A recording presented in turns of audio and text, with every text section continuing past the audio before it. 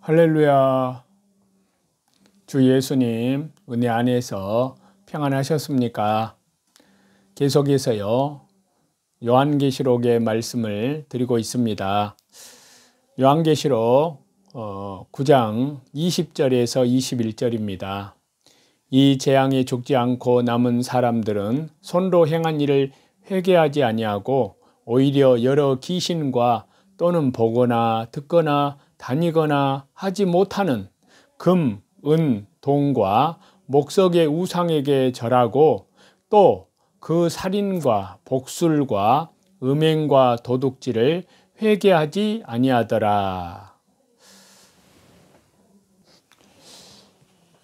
본문 요한계시록 9장 13절에서부터 21절에 보시게 되면요, 하나님의 최후의 심판에 전조가 되는 마지막 때의 재앙 중에 여섯째 나팔 재앙으로 인해서 전 인류의 3분의 1이 죽임을 당하는 무서운 사건이 나타나고 있는데요.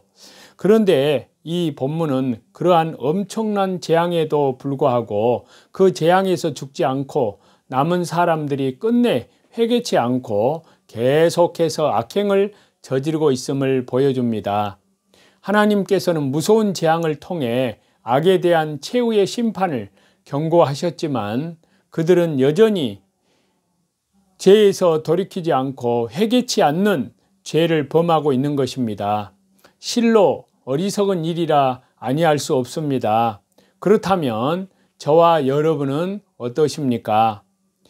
저와 여러분은 진정 하나님의 책망과 권고하심에도 불구하고 회개치 않는 죄를 범하지는 않으십니까?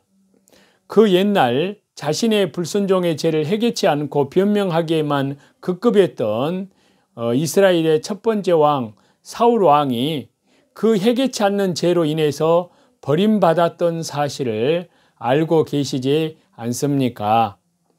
또한 똑같이 주님을 배반한 죄를 범하고도 베드로는 진정한 회개를 통해서 용서하심을 받았지만 가룟 유다는 끝내 회개치 않음으로써 멸망하고 말았다는 사실을 알고 있지 않습니까? 그렇습니다. 회개치 아니하는 죄는 실로 심각한 죄로서요 끝내 멸망의 길을 자초하는 죄가 됩니다. 그렇다면 과연 회개치 아니하는 죄는 본질적으로 어떠한 죄라 할 수 있을까요? 첫 번째는 불의한 죄입니다. 두 번째는 불순종의 죄입니다. 세 번째는 회개치 않는 죄는 불신앙의 죄라고 할 수 있습니다. 먼저 첫 번째, 회개치 않는 죄는 불의한 죄라는 사실은 회개라는 것은 무엇입니까? 자신의 악하고 더러운 죄를 깨닫고 주님의 용서하심을 믿고 의지하면서 그 죄에서 완전히 돌이키는 것이 아닙니까? 그리하여 우리는 주님의 십자가의 보혈의 공로, 영원한 속죄를 의지하면서 행하는 회개를 통해서 모든 죄를 사함을 받고 의롭게 되는 것입니다. 그렇기 때문에요, 그러한 회개를 하지 않는다는 것은 여전히 죄의 자리에서 불의한 죄인으로 남아있는 것을 의미합니다. 그렇습니다. 우리 인간은 회개 이외에 다른 어떤 것으로도 의롭게 될 수 없습니다. 아무리 재물이 많고 권력이 대단하다고 해도 그것으로 죄를 속하고 의롭게 될 수는 없는 것입니다.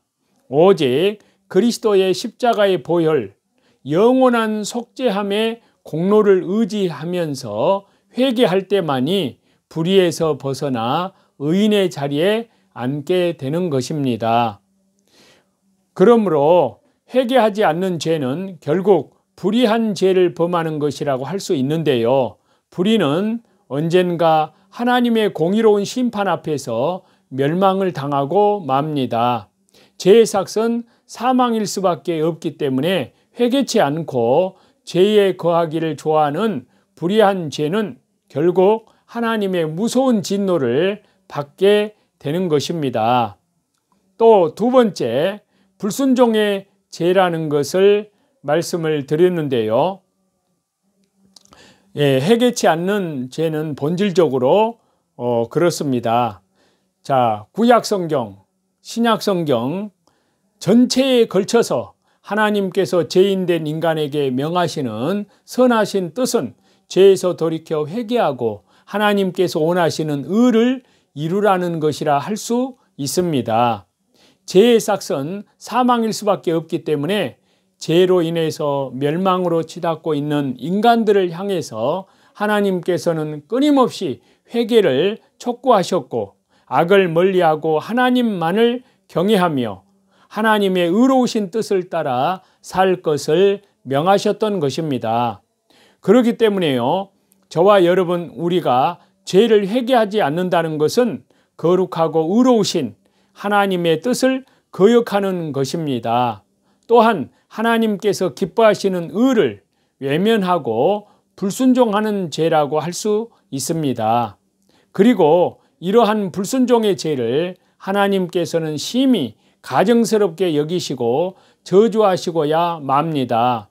순종을 제사보다 낮게 여기시는 하나님께서는 겸손하게 자신의 죄를 고백하며 하나님의 용서의 은혜를 의지하고 나와서 그 뜻을 따라 회개하는 자를 기쁘게 여기시지만 자신의 죄를 고백하지도 않고 하나님의 용서의 은혜를 구하지도 않은 채 회개하는 자를 용서하시고자 하는 하나님의 뜻을 거역하는 교만한 자는 가증히 여기시고 멸하시고 마는 것입니다.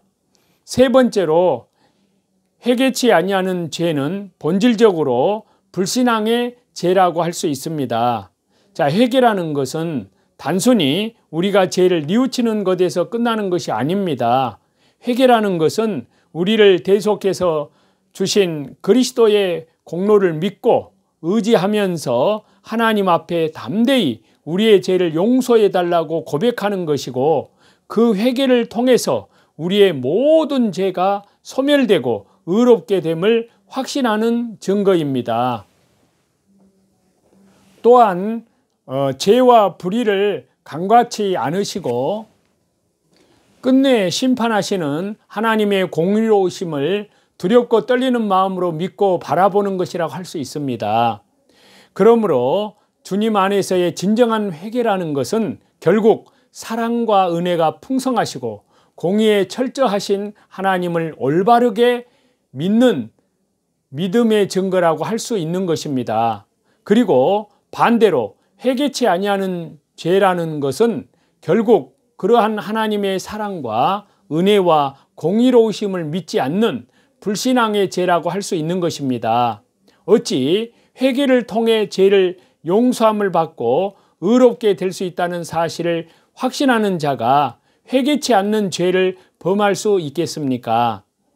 회개하지 않은 죄에 대해 하나님의 무서운 심판이 있을 것을 분명히 아는 자가 어찌 죄를 남겨둔 채 회개치 않을 수 있단 말일까요? 이에 회개치 아니하는 죄는 결국 하나님의 영원한 속죄와 구원의 은혜를 믿지 않는 불신앙의 죄로서 그는 결코 그러한 속죄와 구원의 은혜를 힘입지 못하게 되는 것입니다. 그러므로 하나님께서 사랑하시는 저와 여러분, 오늘 우리는 회개치 아니하는 죄가 얼마나 심각하고 가증한 죄인지를 살펴보았습니다. 실로 회개치 아니하는 죄는 의롭게 되는 것을 외면하는 불의한 죄이고요, 의롭게 되기를 원하시는 하나님의 뜻과 역사를 거역하는 불순종의 죄입니다. 의롭게 하실 수 있는 하나님의 능력과 은혜, 그리고 죄를 멸하시는 하나님의 공의로운 역사를 믿지 않는 불신앙의 죄입니다. 그렇기 때문에 이러한 회개치 아니하는 죄의 결과는 멸망에 이르고 마는 것입니다. 이에